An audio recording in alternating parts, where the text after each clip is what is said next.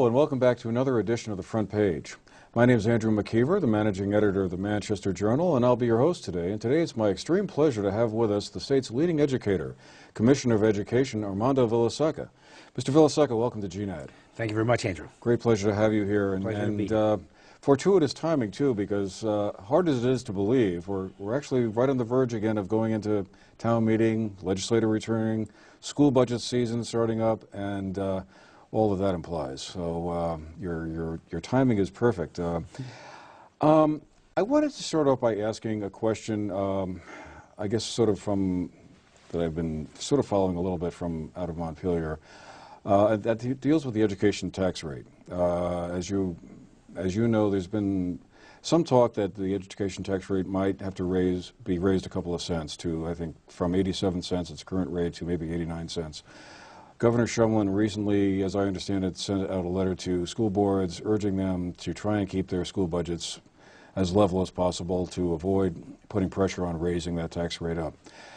I guess my question to you is, in view of the fact that the last couple of years school boards have been trying, and very heroically I think, to keep the school budgets as flat as possible, keep the growth level of those budgets as low as they can, do you think it's realistic that we'll be able to have that kind of spending restraint again this year and keep that tax rate at 87 cents? Well, I think that, you're absolutely right. The school boards for the last 2 years have done an incredible job of keeping their budgets pretty much flat for the last 2 years. Can they continue to do that this coming year? I think that there's a possibility of that.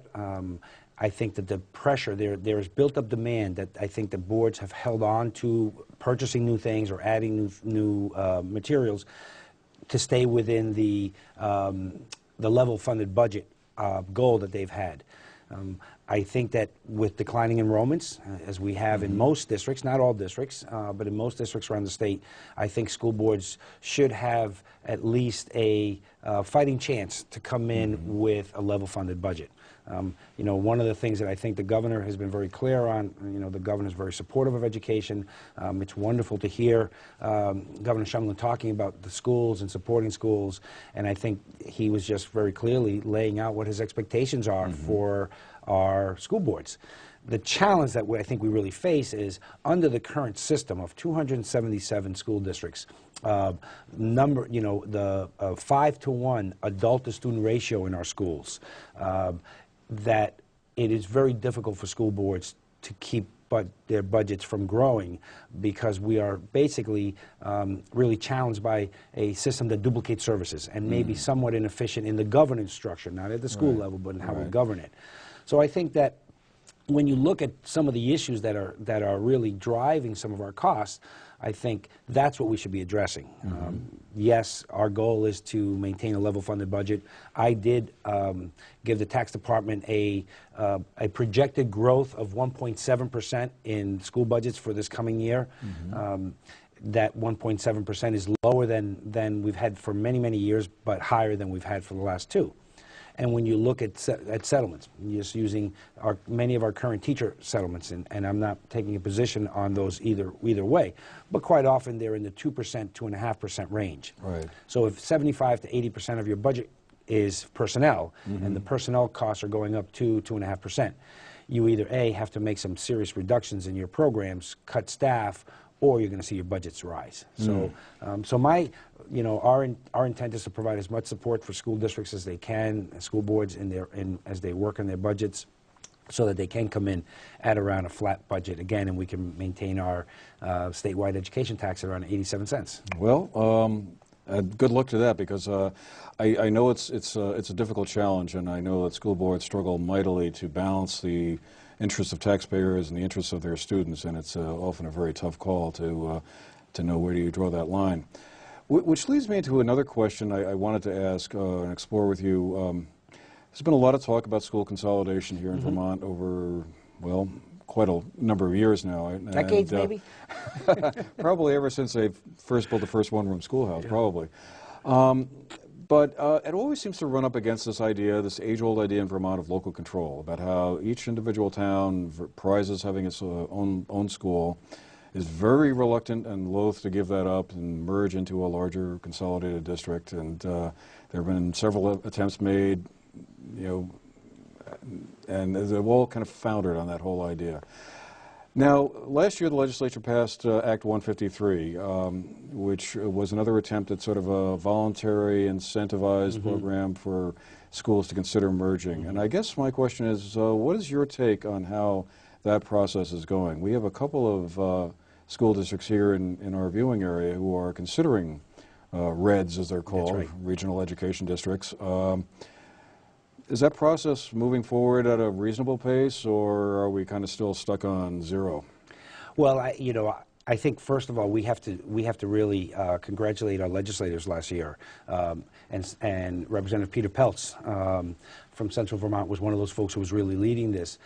That this is the first bill that I can ever remember that has really put it out there on a voluntary basis, while providing some incentives, tax incentives, as well as some implementation grant money. For those who don't know, if a group of districts, I want to step back for a second. We currently have supervisory unions that have multiple school districts. The idea of a RED is to take school districts that equal 1,200 students, or at least 4 districts, to join together to form a regional educational district. Those 4 communities would have representation on that regional educational board from folks from each of those communities, but they would manage and operate all of the schools within those 4, 5, 6 communities, whatever it is. Along with that, the state offers $150,000 of an implementation grant to help with the cost of the transition, as well as an 8 cents the first year, 6 cents the second year, 4 cents and 2 cent reduction on their tax rate as a result of forming a RED. So those are the incentives. The challenge is that the RED then requires the district to be a K-12. So everyone has to go to that one high school or 2 high schools in the district. Okay. For many of the communities in this region, as my own community where I live in Westford, we have school choice. Most of the communities who have school choice would see this as a loss as opposed to a benefit. So I think school choice has to be one of those areas that we have to discuss, and we have to find a way of not making it an impediment. And if 91 communities out of 300 and change in the state have that benefit, wouldn't it be wonderful for everyone else to have it? And just so that, as we chatted before, I am an advocate of school choice, public and the academy school choice, at either 9 through 12 or 7-12, depending on what the range of the school is. So I think that those are the benefits. I think that there's some fears by folks of losing local control, of the potential of their schools closing, of their kids having maybe the choice, if you will, of going to another school outside of their home school. And I think those are legitimate concerns, but the idea that Vermonters from adjacent communities wouldn't all be looking out for the best interests of all kids, I think really diminishes our sense of Vermonters, that we really look out for everyone. So that to me is one of those arguments that I find not valid when I go around the state and I look at how boards operate. So that's one area that I think is a challenge. I think ultimately it is the idea that our local board has to manage our local schools. And that is a long-standing local control issue. In this case, there would still be local control. It would just be, we have to start getting used to, I feel, in this society, local being a little bit bigger than my own little town. And I'm going to use my own town of Westford. The people who live in Westford, most of them don't work there.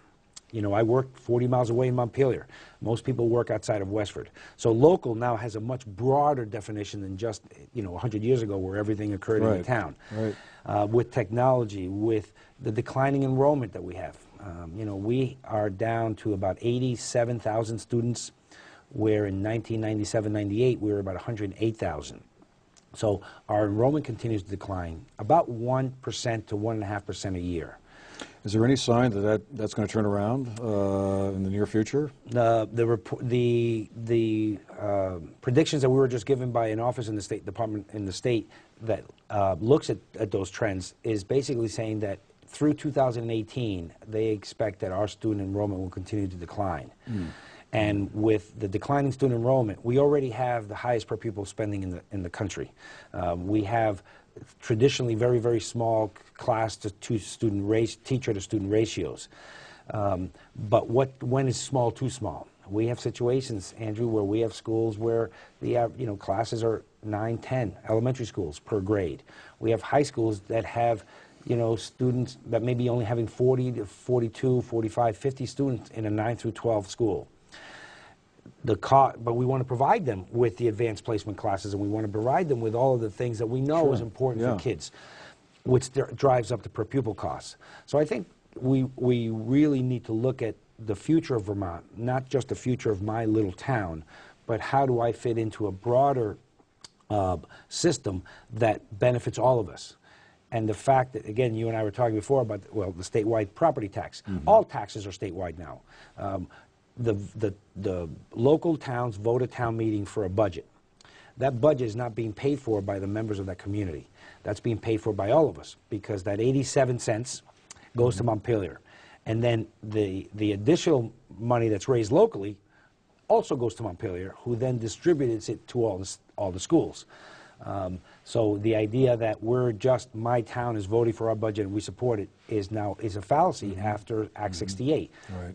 But most of us don't understand that concept of a statewide property tax that's paying for all of the costs of education. And the more school districts we have, and I'm not talking about schools, but school districts, school boards, that each have their own superintendent, those drive up the cost for everyone. So if we could reduce our operating costs, we could do two things. Either A, distribute more money to those schools as a result of reduced expenses, or use that money as a tax break for the taxpayers. Or my idea, which is to reinvest that money so that we can have, I know kids are listening, don't listen to this part, but 200 days of school for students, and maybe 220 days for teachers. We're competing against an international market that is having school last longer, more contact with students, and we expect more from our students. And to keep agrarian calendar of September to June, 8 to 3, is really not looking at our current and future needs, but rather looking at the way things were in the past. Well, you're mentioning a point that's very dear to my own heart, particularly now that I'm long since out of school. But yes, that's what I'm saying. Students don't listen. Safe. But anyway, no, I think you're absolutely correct. The whole concept of following an agrarian calendar that was rooted in the 18th and 19th centuries and the international economy and globalized trade that we have now. I mean, when you look at, and this is actually a question I wanted to ask you about. You read these international test scores about how kids in South Korea or Finland or other countries are way ahead Singapore, of us in math, yes, and all these sciences and all that. We're like in 28th place in some of these things. I mean, I guess what are we to make of that? Are those valid tests, and do they really tell us or give us a good snapshot of where we're going beyond Vermont, but but where we stand, and would therefore having a school year that's like 200 days long, like they have in Japan or in other countries, make a difference? Well, I think we have to be careful also of these comparisons. The NAEP, National Assessment of Educational Progress, is the one that is most familiar. PISA does science, and then there's one for math. They are valid. I think that when people say they're not valid, that I believe is a way of maybe making an excuse for the fact that we're not being as successful as we could be. At the same time, when you look at Korea, Singapore, Japan, quite often they're very much rote memorization. Their whole educational system, not their whole, but their system is based more on a rote memorization, where we're really trying to get critical thinkers, problem solvers in our school. But we can't deny the fact that the United States is in the 20th place or whatever it is. Now, just as an interesting caveat, Vermont, if Vermont was a separate country, we would be in the top 10 or 12 of nations. But we're not. We're part of the United States. And Vermont continues to rate number 1 or 2 at 4th grade and 8th grade in reading on the NAEP. That's the National Association of Education Progress? Educational Progress, correct. And that's a nationwide test. And that's a nationwide test that everyone takes in the country. Right. Being first in an average field is good, but it's still an average field. The challenges that I think that we have to look at in the United States, there's no other country that is multicultural. Of the countries that we just talked about, Finland, Singapore, South Korea, Japan, very homogeneous. Singapore is I met the Minister of Education from Singapore, and he said, you know, when we want to make a change for next September, we can decide it now because Right. we're a monarchy, if you will. Makes things a lot easier. Makes a little, you know, our poverty level. Finland has a 4% poverty level. You know, our biggest challenge in this country is the gap between the children who live in poverty and those that don't.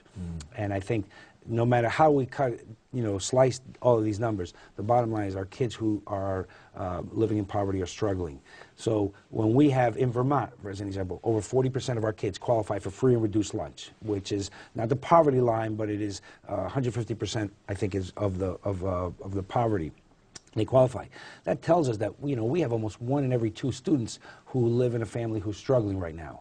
And we have to really focus on not only the needs of the high achievers and the kids who are moving along successfully, but also of those kids who come from maybe situations that are maybe not equal. You and I come to school in kindergarten, it's not equal because, you know, my family's I've traveled, I've been to New York, Montreal, I've been here, I've been there, they read to me every night. Your family doesn't, and you haven't had those experiences. Guess what? We haven't started on equal footing. So that's the challenge.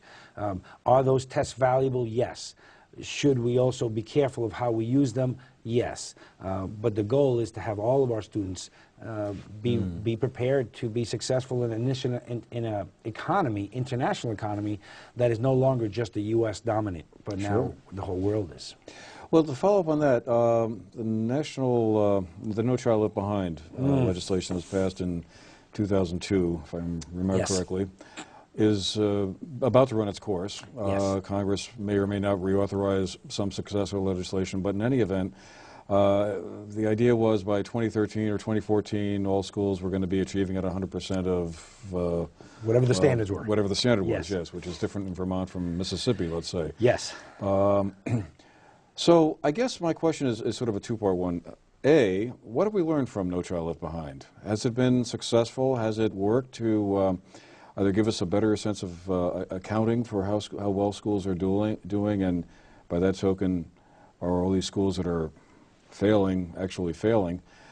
And then B, what happens next? Do we continue on in the same vein if you were the Secretary of Education in Washington, or should we go in a different direction? Well, I'll answer the first part, and then what we're doing, because there is a waiver right now to No Child Left Behind, NCLB, for those, that's what we call it. But No Child Left Behind had, I think, good goals to make sure that all of our students were being successful. I think 100% is unrealistic, 100% of anything, in any statistic. But what it did force us to focus on was on those vulnerable populations, children who have special needs, children who are English language learners, children who live in poverty, children who are ethnically minorities, where in the past we didn't always focus on those areas because the economy allowed for us to have kids who were either graduating from high school or not, but still were able to get jobs in factories or work in jobs that didn't require a high level of skills, but were still providing enough money that they could raise a family. So I think that goal was good. The part that I think most educators and most people find a real weakness is using one assessment to make a determination whether Andrew is a good student or not, or Armando is a good student or not. And I think that's where it fell apart. But we did use that because the law required it, and Vermont uses the NECAP, the New England Common Assessment Program, and that's the basis for determining whether we met the standard or not.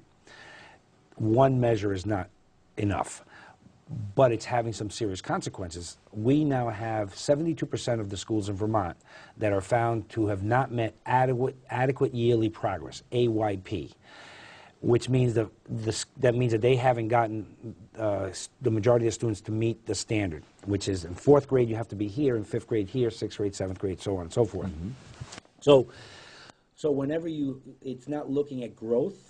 So a student, Andrew, started school way behind me, and you didn't meet the standard, but you were making some great progress. That progress is not celebrated in any way or even identified. Rather, Andrew did not meet the standard, so in essence, he's not being... Yes. So the Secretary, because we were expecting the Congress and Senate to reauthorize this about 2 or 3 years ago, Right. but because we know that they're having a hard time, getting along and really looking at forward, the Secretary of Education is using a provision in No Child Left Behind that allows him to provide waivers to states.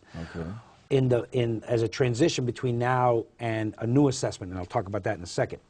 So Vermont, we are applying for a waiver from the No Child Left Behind to get away from a single measure, making a decision whether a student or school is successful or not, but using multiple measures. Can we use classroom instruction? Can we use a standardized test assessment? Can we look at a high school level, the type of courses the kids are taking, the type of opportunities they have, as all part of the accountability? So we're going to be applying for a waiver in February, and then we'll know in March or April whether it was approved as is, not, or does it need to be refined. There's no answer in this one. It's either yes, it meets it, or it hasn't met it, but we're going to help you get there. In 2014-15, Vermont is one of 44 states, I believe it is, that have signed on to something called the Common Core, which means the same standards in our whole country, which one would think would have been something a long time ago we would have figured out, but no. I mean, my feeling is one of the great fallacies of No Child Left Behind was that you had 50 different standards right across the country. You had 50 different standards. Ridiculous. And if you use, and just because I have the microphone, you mentioned Mississippi earlier. I don't mean to pick on Mississippi. No, and I'm not picking on Mississippi or Alabama or Louisiana or any of these other states, but their state standards assessment, if you look at in Mississippi as an example, about 70%, 80% of their kids are meeting their state assessment, but only about 20% are meeting the NAEP assessment. That's the national The national one that we're talking before. Right. Vermont, we're having about 60 to 70% of our students meeting the state standards and almost the equal number meeting NAEP.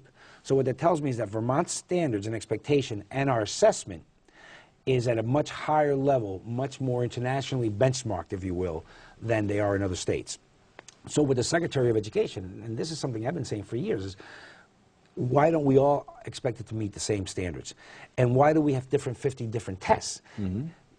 The Secretary would have preferred one, and I would have preferred one myself, but now we're down to, there's 2 assessments starting in 2014-15. Every student in this country is going to take either the Smarter Balanced assessment, which is SBAC is what it's called, or PARC, and I'm not sure what PARC stands for, P-A-R-C. But educational jargon. Educational jargon, and I apologize, please, I apologize for the educational jargon. But that is now going to say, okay, a student from Manchester, Vermont, and a student from Topeka, Kansas, we can look and see, are they've been held to the same standards and they're taking the same assessment.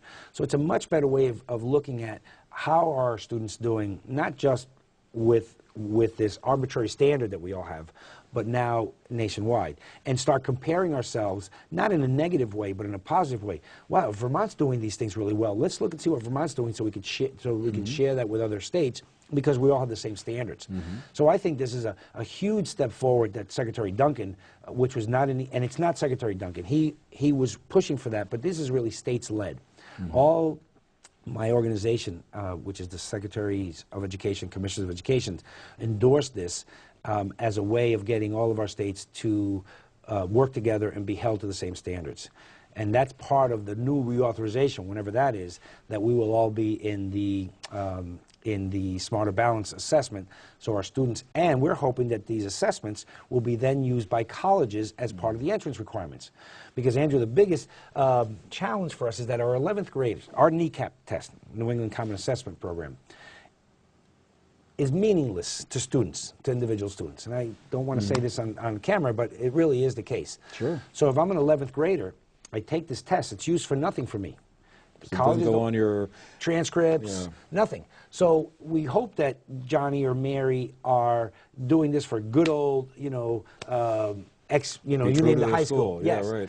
But that's not the case, So we have to come up with an assessment that is meaningful to kids and is relevant to what they want to do in the future.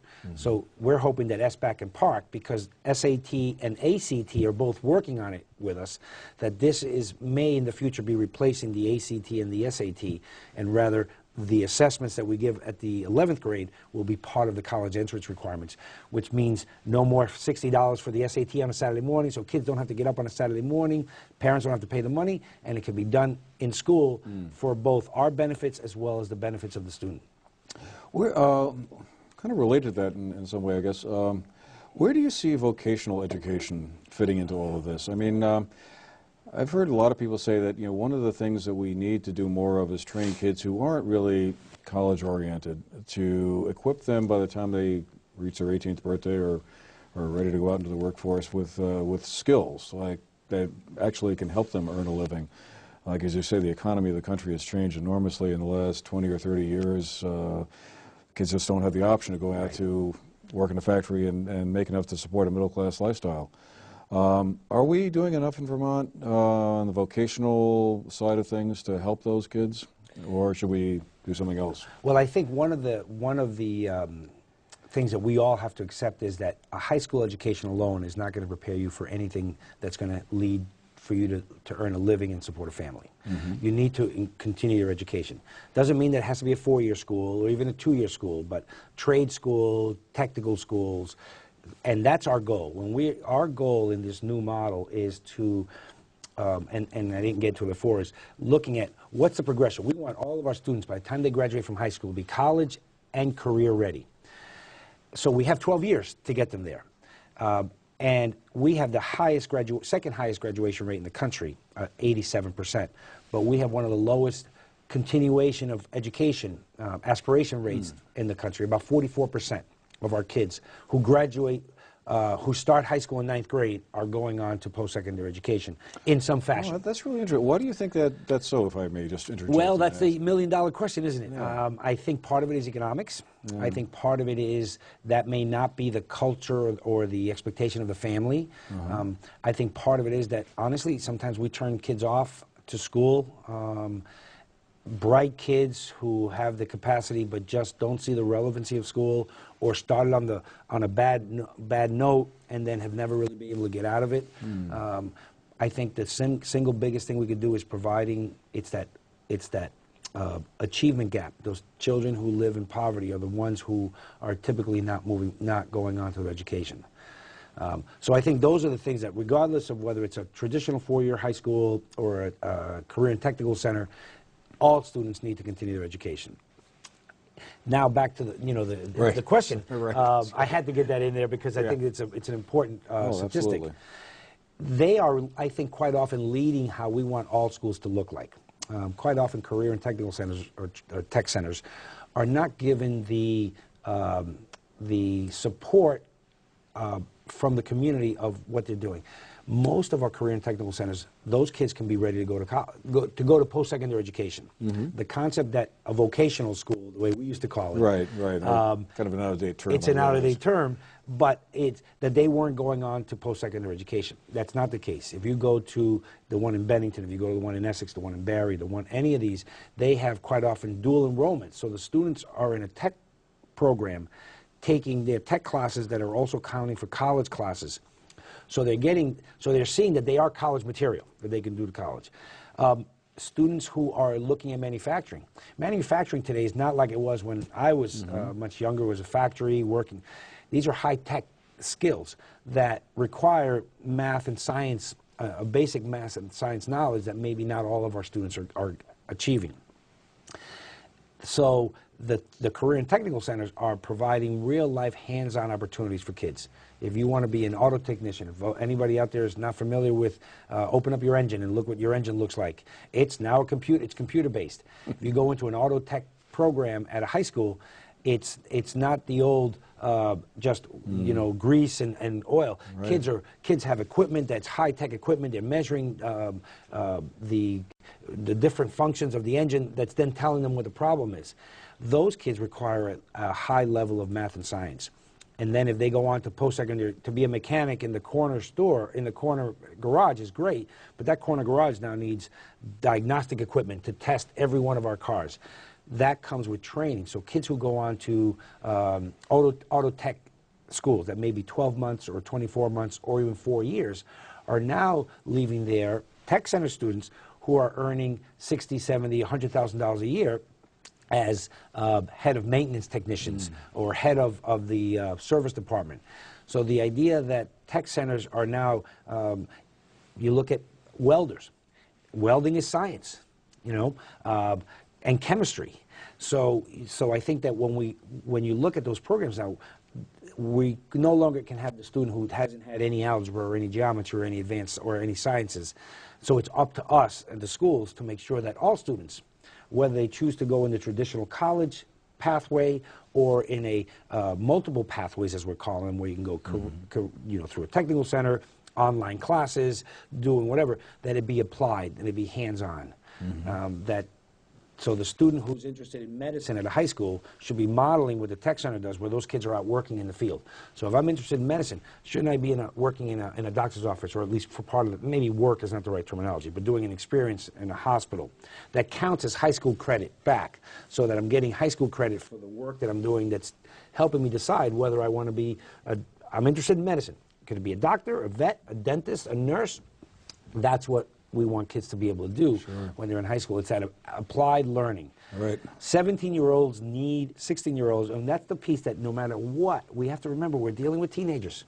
And as the adults, we have to understand that they're going to, you know, 2 steps forward, 1 step back, but we have to make it, relevancy is the most important thing for them.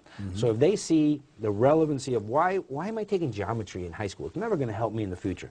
No, but it's a building block to maybe another math level that could help you in something you want to do. So relevancy and application, hands-on learning is really the direction we're going in, and where places like Singapore, Japan, Korea are looking at the U.S. and saying, okay, we've been able to have kids who score really well on tests, but they're not able to be the creative problem solvers that you're able to produce through our educational system.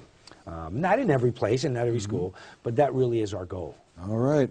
Well, I have a funny feeling we could probably talk for another half an hour or so about this, but I guess time's about up, unfortunately. Mr. Vilaseca, a real pleasure to have you Andrew, with us. thank you very much. Thank you. Some other day we can do it again. I hope so. We've been hearing from Armando Vilaseca, who is the Commissioner of Education here in Vermont, and as you've heard, has a lot of interesting insights to share with us all.